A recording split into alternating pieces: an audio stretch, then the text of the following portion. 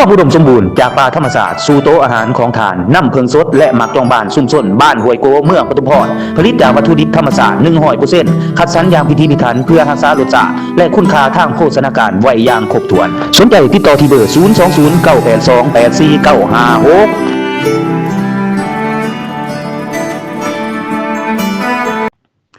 เมืองปทุมพรสรุปผลงานวาระแห่งศาสตร์หม่าง48คดียึดยาบ้า 18,385 เม็ดพร้อมถอนโฮมอาวุธ88กระบอกวันที่21กรกฎาคมปี2026ที่ผ่านมานี้อยู่ที่สโมสรกองบัญชาการปกสเมืองปทุมพรได้จัดกองประชุมสรุปเวียกงานวาระแห่งศาสตร์ว่าด้วยการแก้ไขปัญหายาเสพติดการถอนโฮมอาวุธปืนวัตถุระเบิดประจำปี2025และทิศทางแผนการจุดสุมปี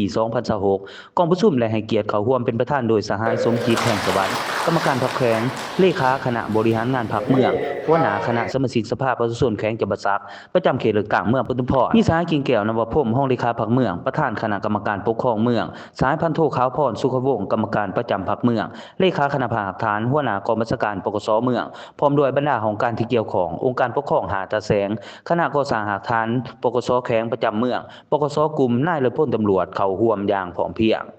ในกองประชุมสหายพันโทบุภาดวงมีศรีห้องเลขาคณะภาคฐานห้องหัวหน้ากองบัญชาการปกสเมืองและขึ้นผ่านบทรายงานการจัดตั้งปฏิบัติเวียกงานในระยะ1ปีที่ผ่านมามีผลงานผลเด่นใน2โครงเขตเป็นต้น1เวียกงานการแก้ไขปัญหายาเสพติด2เวียกงานการถอนโฮมและเก็บกู้อาวุธปืนตามคำสั่ง11นย.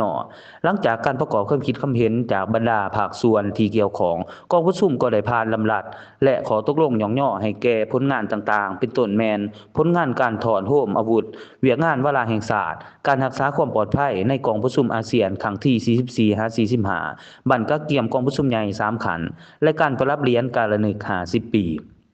ตอนถ่ายกองประชุมสหายสมจิตแพงสวัสดิ์กรรมการพรรคแขวงเลขาคณะบริหารงานพรรคเมืองหัวหน้าคณะสมาชิกสภาประชาชนแขวงประจำเขตเลือกตั้งเมืองปทุมพรก็ได้ให้เกียรติโดโลกและเน้นหนักให้ทุกภาคส่วนสืบต่อเพิ่มทวีความรับผิดชอบถือเอาการแก้ไขปัญหายาเสพติดและเวียกงานปกส